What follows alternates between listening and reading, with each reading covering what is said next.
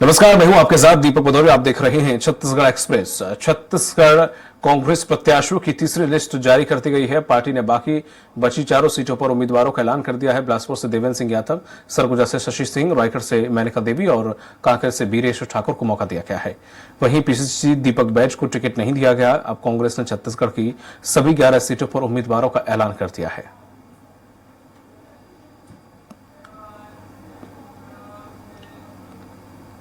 छत्तीसगढ़ की बस्तर लोकसभा सीट से मंगलवार को बीजेपी उम्मीदवार महेश कश्यप ने नामांकन दाखिल किया। हालांकि उन्होंने एक ही फॉर्म जमा किया है। आज मुख्यमंत्री विष्णुदेव साय की मौजूदगी में वे दूसरा सेट दाखिल करने के लिए पहुंचेंगे। कांग्रेस प्रत्याशी कवासी लखमा भी आज ही नामांकन पत्र जमा करेंगे। नामांकन रैली में पूर्व सीएम भूपेश बघेल और प्रदेश अध्यक्ष दीपक बैज मौजूद रहेंगे। नामांकन रैली में सीएम विष्णुदेव साय, प्रदेश अध्यक्ष किरण देव समेत मंत्री और दिग्गज नेता शामिल होंगे। वहीं कांग्रेस के कवासी लखमा की नामांकन रैली में पूर्व सीएम भूपेश बघेल और प्रदेश अध्यक्ष दीपक बैज भी मौजूद रहेंगे। इस दौरान दोनों पार्टियों ने सभा का आयोजन भी किया है। मां दंतेश्वरी के मंदिर में दर्शन के बाद रैली निकालकर दोनों कैंडिडेट नामांकन दाखिल करने जाएंगे। 12 बजे जगदलपुर में चर्च के सामने स्थित मिशन कंपाउंड में बीजेपी की सभा का आयोजन किया गया है। इधर बसपा से आयुत राम मंडावी और सीपीआई से फूल सिंह कचलाम ने नामांकन दाखिल कर दिया है।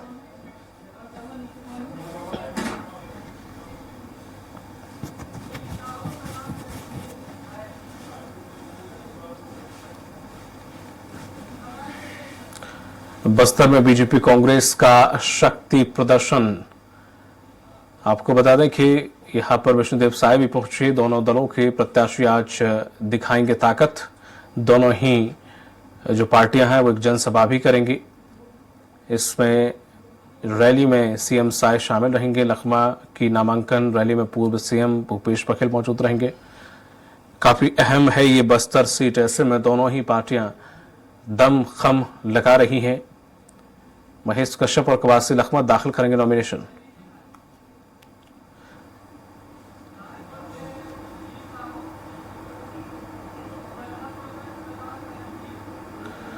और हमारे साथ सहयोगी जुड़ गए हैं दिलीप और प्रशांत। दिलीप, जिस तरह से देखा जाए आज शक्ति प्रदर्शन भी दिखाएंगे। दोनों ही दल अपनी अपनी तैयारियों में जुटे हुए हैं। दोनों का नामांकन करने के लिए दोनों प्रत्याशी पहुंचेंगे। बस्तर सीट बहुत अहम हो जाती है इस बार। जिस तरह से काफी चेंजेस सीट पर कांग्रेस की तरफ से देखने को मिला, उसके बाद जो समीकरण बैठा के कवासी लखमा को वहां से उतारा गया और उसके बाद दोनों ही पार्टियां अपना दम भर रही हैं, नामांकन करने के लिए पहुंचेंगी। एक में पूर्व सीएम शामिल होंगे, एक में वर्तमान सीएम शामिल होंगे। किस प्रकार से व्यवस्था की गई है, क्या रहेगा दोनों के शक्ति प्रदर्शन से, समीकरण क्या कुछ बैठ रहा है, दोनों प्रत्याशियों के बीच में कितना कड़ा मुकाबला है? जी बिल्कुल दीपक, जिस तरह से कांग्रेस ने कवासी लखमा पर दांव खेला है, इससे कहीं न कहीं कांग्रेस का अब गढ़ मजबूत हो रहा है। सॉरी दीपक, थोड़ा टेक्निकल टीम को बोलिएगा, मुझे बहुत ज्यादा इको हो रहा है। बिल्कुल बिल्कुल, तो मैं आपकी आवाज पहुंच रही है उन तक। उसको ठीक करने के लिए बोल दीजिए एक बार। जी दिलीप, अब आप तक आवाज आ रही है साहब? जी जी हाँ जी, मैं यही कह रहा था दीपक कि जो स्थिति है, मतलब जिस तरह से बीजेपी ने दांव खेला है, महेश कश्यप को मैदान में उतारा है, वही कांग्रेस की बात करें तो कवासी लखमा को मैदान में उतारकर इस जो लड़ाई है, जो उसको मुकाबला को काफी रोमांचक बना दिया। क्योंकि कवासी लखमा का अपना एक बड़ा वजूद है, जन जन के नेता है, जमीनी स्तर के नेता है और खास करके नक्सल बेल्ट में उनका खासा पकड़ माना जाता है। तो इसलिए कवासी लखमा एक बड़ी चुनौती है बीजेपी के लिए। और कहीं न कहीं क्योंकि प्रथम चरण का चुनाव है, छत्तीसगढ़ में सभी 11 सीटों में से केवल एक सीट पर ही प्रथम चरण में बस्तर की सीट पर चुनाव होना है। तो दोनों पार्टी चाहेगी कि बस्तर पर एक दमखम के साथ अपनी उपस्थिति दर्ज कराए ताकि बाकी सीटों पर भी इसका प्रभाव पड़े। तो कहीं ना कहीं इसीलिए आज दोनों दलों की ओर से, चाहे भाजपा की बात करें, भाजपा ने जो भाजपा के प्रत्याशी महेश कश्यप, उनके लिए जो सभा का आयोजन किया गया है, वो जो मिशन ग्राउंड में ये बड़ा सभा का आयोजन हो रहा है, जिसमें मुख्यमंत्री सहित तमाम जो दोनों डिप्टी सीएम, इसके अलावा जो भाजपा के तमाम जो बड़े नेता है, संगठन के सभी नेता, प्रदेश अध्यक्ष किरण सिंह देव, सभी प्रभारी महामंत्री, उपाध्यक्ष शिवरतन शुक्ला के अलावा जो प्रमुख रूप से भाजपा के जो सह प्रभारी है, प्रदेश सह प्रभारी नितिन नवीन भी मौजूद है। तो इस तरह से भाजपा के तमाम जो बड़े नेता है इस आम सभा में शामिल हो रहे हैं, और वहां से आम सभा से एक तरह से तमाम जो अपने कार्यकर्ता है, आम जनता है, उनको एक संदेश देने का प्रयास करेंगे कि किस तरह से भाजपा बस्तर क्षेत्र में और आदिवासियों के हित के लिए क्या क्या योजना चला रही है, और योजनाओं को विष्णु देव सरकार जो मूर्त रूप दे रही है। इसके अलावा जो मोदी सरकार की जो तमाम योजनाएं हैं, चाहे किसानों को लेकर बात करें या आदिवासियों लेकर, उन सभी योजनाओं को जनता के सामने रखेंगे, और उसके बाद एक बड़ी रैली के रूप में पहले दंतेश्वरी माता के मंदिर पहुंचेंगे और वहां से फिर रैली के रूप में जाएंगे। इसी तरह कांग्रेस की बात करें तो कांग्रेस की जो बड़ी सभा है वो लाल बाग मैदान में हो रही है। वहां पर भी पूर्व CM Bhupesh Baghel, PCC chief Deepak Baij सहित कांग्रेस के तमाम जो बड़े नेता है वो पहुंच चुके हैं, और वहां भी एक बड़ी जनसभा होगी। कांग्रेस के तमाम नेता वहां आम लोगों को संबोधित करेंगे। उसके बाद वहां से सभा के बाद फिर दंतेश्वरी मंदिर पहुंचेंगे, वहां आशीर्वाद लेकर फिर रैली के रूप में जगदलपुर कलेक्ट्रेट कार्यालय पहुंचेंगे। तो इस तरह से दोनों पार्टियों की अपनी तैयारी है, और क्योंकि दोनों इसकी अभी क्या स्थिति है उसकी जानकारी प्रशांत जी डिटेल में देंगे वहां की, लेकिन कुल मिलाकर यह मुकाबला दिलचस्प हो गया है। जी बिल्कुल, यहाँ पे मुकाबले के बारे में अभी मैं आपसे जानूंगा दिलीप। प्रशांत, अभी ताजा अपडेट। जी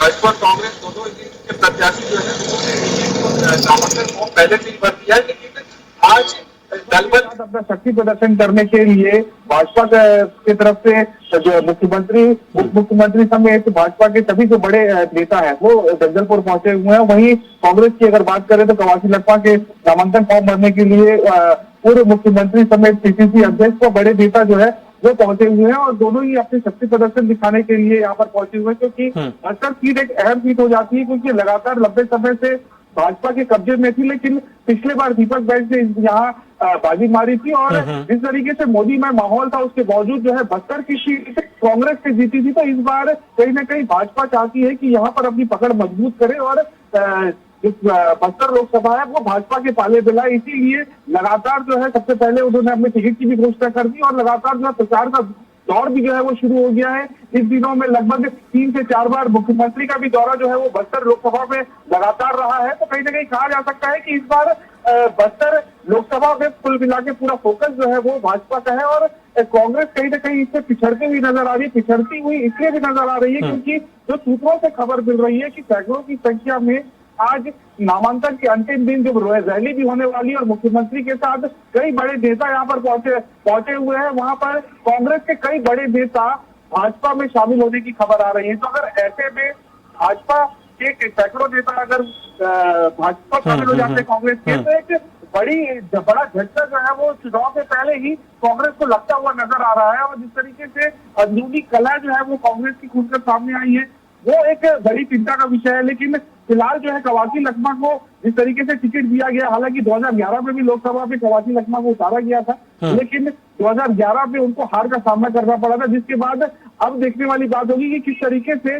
जो लगातार उन्होंने विधानसभा के चुनाव 6 बार जीते हैं उनका विधानसभा से, और बस्तर में अच्छा दाम है उनका, तो अब किस तरीके से जनता उन्हें देख रही है। और पिछले बार जिस तरीके से 5 साल तक वो मंत्री रहे हैं और बस्तर में जिस तरीके से काम हुआ है, जिस तरीके से काम उन्होंने किया, उसको किस तरीके से जनता देखती है, तो कहीं ना कहीं ये एक बड़ा मुद्दा रहेगा। लेकिन फिलहाल जो है नामांकन के अंतिम में दोनों ही पार्टी के जो बड़े नेता है वो जगदलपुर पहुंचे हुए। कुछ ही देर में मुख्यमंत्री विष्णुदेव साय जो है सभा स्थल में पहुंचेंगे, और सभा स्थल पहुंचकर वहां पर जनसभा को संबोधित करेंगे। संबोधित करने के बाद कलेक्ट्रेट पहुंचेंगे, जहां पर नामांकन फॉर्म जो है वो महेश कश्यप का भरा जाएगा। तो वही भूपेश बघेल भी जो है वो पहुंचे हुए हैं, और कुछ देर में वो भी सभा स्थल पहुंचेंगे, और दोनों ही पार्टियों की जो शक्ति प्रदर्शन है रैली के माध्यम से, वो कमोवेश स्थिति ऐसी बन रही है कि निर्वाचन आयोग ने भले समय अलग अलग दिया था, लेकिन समय एक साथ होने की संभावना जताई जा रही है, जिसको लेकर सुरक्षा व्यवस्था भी तगड़ी की गई है। ठीक है प्रशांत, मैं अभी और जानकारी आपसे लोगों को बने रहेगी हमारे साथ। दिलीप, जिस तरह से हम देखें कि कवासी लखमा पहले कैबिनेट मंत्री रहे, तो एक वो 5 साल तक चेहरा हाईलाइट उनका होता रहा, कहीं किसी रूप में कभी किसी रूप में, जनता के दिमाग में उनकी छवि बनी रही, या वो दिखते रहे टीवी स्क्रीन पे या किसी सभाएं में या किसी न रूप में। उससे पहले सीट भी वो कांग्रेस के पास थी, दीपक बैच के पास। अब ऐसे में महेश कश्यप को जो उतारा गया है, लोगों के दिमाग में कवासी लखमा जाहिर सी बात है कि आदिवासियों के बड़े नेता माने जाते हैं और लगातार चुनाव बहुत सारे जीते भी हैं, बड़े नेता के रूप में उभरे हैं वो। अब ऐसे में उनको उतारा गया है महेश जी के सामने, महेश कश्यप। क्या महेश कश्यप इतना बड़ा नाम है, या इतनी उनकी छवि है, या इतनी जनता के बीच में पैठ है कि वो कवासी लखमा को टक्कर देख पाए? क्योंकि कवासी लखमा बाद में कांग्रेस ने फिक्स किए हैं वहां पे, वरना उनका कहीं और हो रहा था, लेकिन उन्होंने बस्तर पे वहां पे फिक्स कर दिया प्रत्याशी के तौर पे। कुछ सोच समझ के ही किया होगा। बिल्कुल चेहरे के हिसाब से तो कोई इसमें शक नहीं कि कवासी लखमा एक बड़ा चेहरा है बस्तर के सिनारियों से, क्योंकि प्रदेश में मंत्री भी रहे, कैबिनेट मंत्री रहे, आबकारी और उद्योग मंत्री भी रहे हैं। तो ऐसे में कवासी लखमा एक बड़ा फिगर है। लेकिन क्योंकि महेश कश्यप विश्व हिंदू परिषद से जुड़े रहे, आरएसएस के बड़े कार्यकर्ता रहे और जिला पंचायत जनपद इस स्तर का राजनीति करते हुए एक, क्योंकि बीजेपी का आमतौर पर देखें, बीजेपी पूरी संगठनात्मक रूप से चुनाव लड़ती है। कांग्रेस में आमतौर पर देखा जाता है कि जो प्रत्याशी है वही चुनाव लड़ते हैं, उनके कार्यकर्ता ही मैदान में उतरते हैं। लेकिन आमतौर पर बीजेपी के साथ जितने इनके अनुसांगिक संगठन है, आरएसएस से लेकर विश्व हिंदू परिषद, बजरंग दल सहित तमाम जो धड़े हैं, ये सक्रिय हो जाते हैं। तो इसका कहीं ना कहीं बेनिफिट बीजेपी को मिलता है। तो इसी कड़ी में जो कहा जा रहा है, क्योंकि युवा नेताओं पर दांव खेला, पिछले बार भी हमने देखे थे कि पिछले बार भी पूरे 11 के 11 जो लोकसभा सीटें हैं उसमें नए चेहरों पर बीजेपी ने दांव खेला था। सभी जगह के जो जिताऊ कैंडिडेट थे उनको भी बदल दिए थे। तो कुल मिलाकर इसका बेनिफिट भी मिला था उन्हें। 11 में से 9 लोकसभा सीटों पर उन्होंने जीत दर्ज की थी। इस बार पूरे 11 सीटों पर जीत के उद्देश्य को लेकर चल रही थी। कहीं ना कहीं बीजेपी ने जो महेश कश्यप पर दांव खेला है, इसके पीछे भी इनकी रणनीति है बीजेपी की कि नया चेहरा है, फ्रेश चेहरा है, उनके साथ किसी भी तरह का कोई दाग नहीं है। तो इसका एक बेनिफिट मिलता है, खास करके लोकसभा के चुनाव में, क्योंकि पूरी पार्टी चुनाव लड़ती है। इसमें केवल चेहरे के अलावा पूरी पार्टी संगठन ही चुनाव लड़ती है। तो आमतौर पर जो प्रत्याशी पहले से मौजूद रहते हैं उनकी कुछ न कुछ कमियां खामियां उनके ऊपर बहुत सारे आरोप रहते हैं। तो इस तरह से किसी तरह के कोई आरोप महेश कश्यप पर नहीं है, तो इसका लाभ बीजेपी को मिल सकती है। इसी तरह जैसे हाल ही के कवासी लखमा जन नेता है, लगातार सक्रिय रहे, लेकिन उनके ऊपर किसी न किसी तरह के लांछन लगते रहे हैं। और साथ ही साथ क्योंकि वे लगातार फील्ड में रहे, तो बहुत सारे लोगों की नाराजगी भी रहती है कि कुछ काम या कुछ डिमांड जो किए रहते हैं वो नहीं पूरा हुआ रहता है। तो कार्यकर्ताओं में भी नाराजगी रहती है। ग्रामीण क्षेत्रों की बात करें, शहरी क्षेत्रों में अलग अलग स्तर पर एक नाराजगी भी रहती है। तो ये बात महेश कश्यप के साथ पॉजिटिव रहेगा कि उनके प्रति ज्यादा नाराजगी लोगों में नहीं रहेगी। हालांकि पूरे क्षेत्र वाइज देखा जाए, बस्तर संभाग का एक बड़ा क्षेत्र बस्तर सीट है, बस्तर लोकसभा सीट, तो उस लिहाज से महेश कश्यप एक नया चेहरा है। लेकिन दोनों की जो तुलना करेंगे तो चेहरे के रूप में हालांकि कवासी लखमा बड़ा है, लेकिन संगठन के मद्देनजर से देखा जाए तो बीजेपी इस बार ज्यादा दमदारी के साथ चुनाव लड़ते हुए नजर आ रहे हैं। हालांकि देखना होगा आखिरी समय तक कांग्रेस किस तरह से दमदारी दिखाते हैं, और कांग्रेस ने जिस तरह से अपने प्रत्याशी उतारे हैं, तो कहीं ना कहीं कांग्रेस बीजेपी को वॉक ओवर देने के मूड में नहीं है। तमाम बड़े चेहरों को, सेम पूर्व मुख्यमंत्री भूपेश बघेल राजनांदगांव से चुनाव लड़ रहे हैं, इसी तरह पूर्व गृह मंत्री ताम्रध्वज साहू को महासमुंद से उतारा गया है, वही जो जांजगीर चांपा से मंत्री पूर्व मंत्री शिव डहरिया को मैदान में उतारे हैं, इसी तरह कवासी लखमा को भी उतारा गया। तो इस तरह से 4-4 मंत्री को मैदान में उतारे हैं, पूर्व मंत्रियों को। तो कुल मिलाकर कांग्रेस भी इस पूरे चुनाव को हल्के में नहीं लेना चाहती, और उनका उद्देश्य है कि किसी न किसी तरह से जो लगातार जो रहा है स्थिति कांग्रेस की, चाहे 2008 की बात करें, 2009 के चुनाव की बात करें, या 2014 या 2019, सभी जगह पर केवल 1 ही 2 सीट मिल पाती थी 2011 में से। चाहे 9 में केवल 1 सीट जीत के आई थी, इसी तरह